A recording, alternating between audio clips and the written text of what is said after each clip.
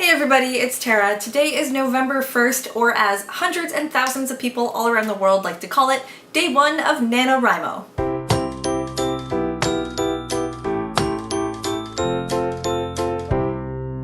If you don't know what the heck I'm talking about, NaNoWRIMO is National Novel Writing Month, a worldwide event in which participants aim to write a 50,000 word novel in the month of November. Check out nanowrimo.org, which I will link for you down below if you want to know more. I've been doing NaNoWRIMO in some shape or form every year since 2008, so I am super excited to be doing this tag and for all the other NaNoWRIMO centered content that I have planned for this month. This tag was created by Christina Horner. I will link her video down below and up there for you guys as well. And without further ado, let's get started. Number one, how many times have you done NaNoWRIMO? 6 times, traditionally aiming for the 50,000 words, 5 of which I won, but last year I did not have time to do 50,000 words, so I aimed for 15,000 words towards the second draft of my novel. That's what I'm doing again this year. And I've done Camp NaNoWRIMO a total of 7 times, all of which were spent working on the second draft of my current novel. Number 2, how did you first find out about NaNoWRIMO? I wish I could tell you, but I have no idea, only that I first heard about it in 2007. I wanted to do it that year, I roughly outlined a plot, and then on day one I spent many hours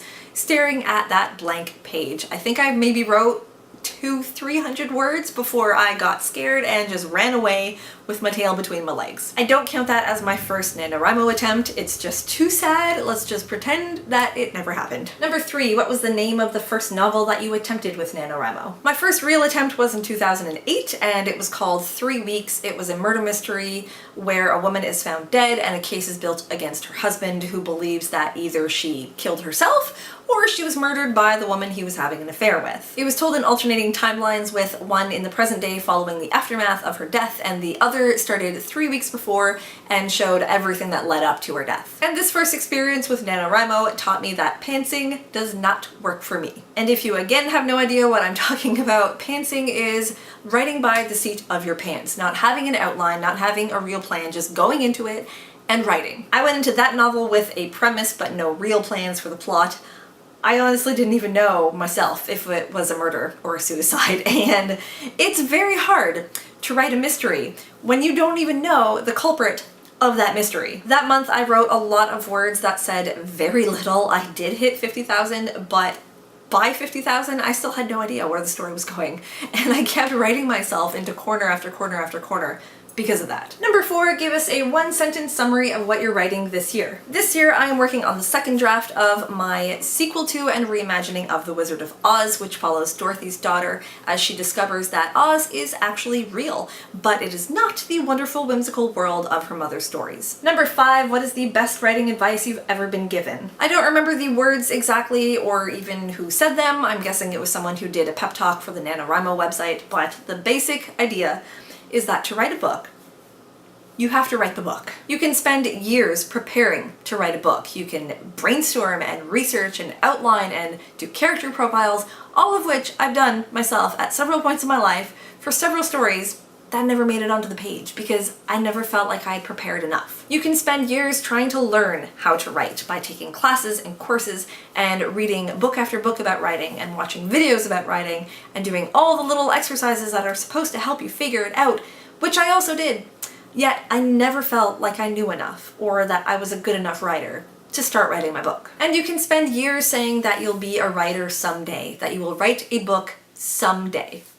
Yep, been there, done that too. But if you never actually start writing, your book is never going to get written. So stop stalling, stop making excuses, stop doubting yourself, stop dreaming about being a writer, and just write. This idea seems so simple and so obvious, but it honestly changed my life. Number 6, did you ever take a year off from NaNoWRIMO, and if so, why? Yes, in 2012 I wanted to spend NaNoWRIMO writing the second draft of the novel that I wrote the previous year, but before I started I realized the outline needed a major overhaul, which I did spend that month working on, so I guess I didn't really take the year off. And in 2016, my son was 3 months old at the time, and that just was not going to happen. But I did spend April's Camp NaNoWRIMO that year working on revisions, so I guess I technically didn't take that year off either. So the roundabout answer to this question would be No. Number 7, what is your biggest inspiration when figuring out what to write? My biggest inspiration is the question that is always in the back of my head as I'm writing, and that question is, what would make a good story? I know that sounds kind of vague, so let me explain. If I'm just starting out with a project and trying to decide what to write, then I lean towards ideas that grab my attention, that intrigue me, that make me think and wonder and ask questions and make me want to know what's going to happen. When I start getting little idea explosions in my head and all I can think about is a story, then I know that is a story I have to write. And if I already have a premise and I'm trying to hammer out the details of the plot, I'll still ask myself that question: what can I do that's going to make this story interesting and dramatic and dynamic? What challenges and obstacles can I throw at my characters? How can I create conflict between my characters? What twists would blow my characters' minds? And more importantly, what twists would blow my mind? What would change the course of the story before it could get too predictable and too comfortable? And of course, what would make me feel all the feels? What it really comes down to is I want to write the story that I want to read. Number 8, read us the first sentence from one of your novels. 3 fingers reached into the room just as the door slammed shut, ripping them from the hand that owned them. That's from the zombie apocalypse novel that I wrote for my 3rd NaNoWRIMO in 2010. And number 9, why do you love writing? This is an impossible question. I honestly do not know how to answer this. Why do I love the color green? Why do I like the sound of thunder? Why do I like pineapple on my pizza? I don't know, there's just something about those things that lights up some part of my brain that goes, yes. And it's the same with writing. I'm sorry I don't have any deep philosophical reasoning about escapism or creating a new world or anything to do with my own self-identity. I love writing because I love writing.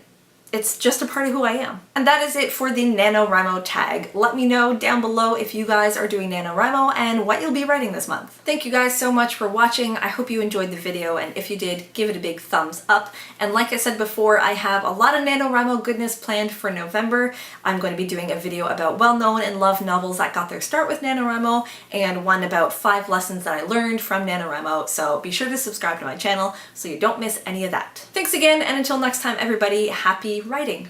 Bye-bye.